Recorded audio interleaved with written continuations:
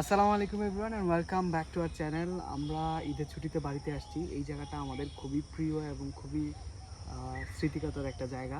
এদিক থেকে যাওয়ার সময় দেখলাম এইখানে কিছু আহ, মৌমাছির চাক ওনারা বসাইছে, যেটা হচ্ছে কমার্শিয়াল যেই মধু চাষ করে ওই বক্সগুলো বসাইছে।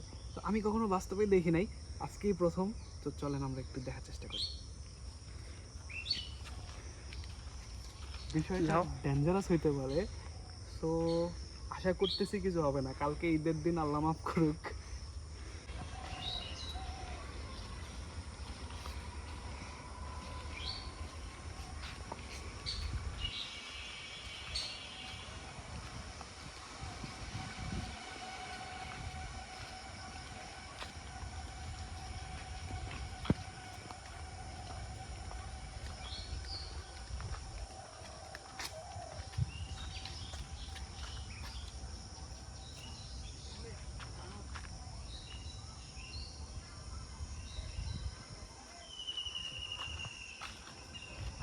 এই জায়গাটাতে ওনারা অনেকগুলা বক্স বসাইছে, আর একদম শুরু থেকে শেষ পর্যন্ত অনেকগুলা বক্স। একটা অনেক বড় বক্স আছে, আমার মনে হচ্ছে এটা হচ্ছে রানী মৌমাছির বক্স।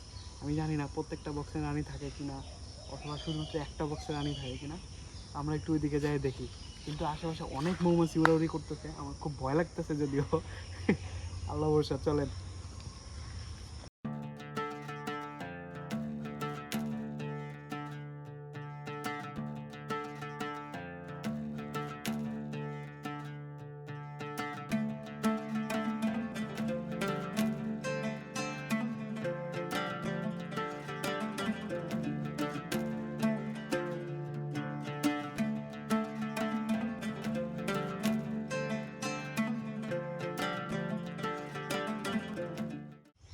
আচ্ছা, মৌমাছি চাকের মধ্যে তিন ধরনের মৌমাছি থাকে।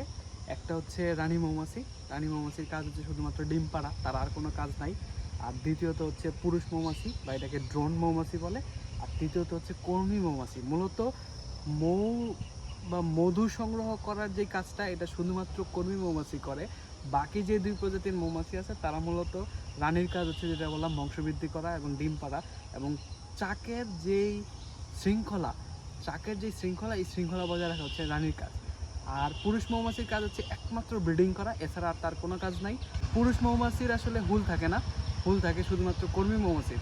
তো আপনারা এখানে যদি কেউ কামড় খান তাহলে বুঝতে পারবেন যে এটা হচ্ছে কর্মী মৌমাছির কাজ, কারণ সে মধু সংগ্রহ করে এবং মধু পাহারা দেয়, এবং মানে যে বাচ্চা কাচ্চাগুলো আছে এইগুলোকে লালন পালন করার দায়িত্ব হচ্ছে কর্মী মৌমাছি।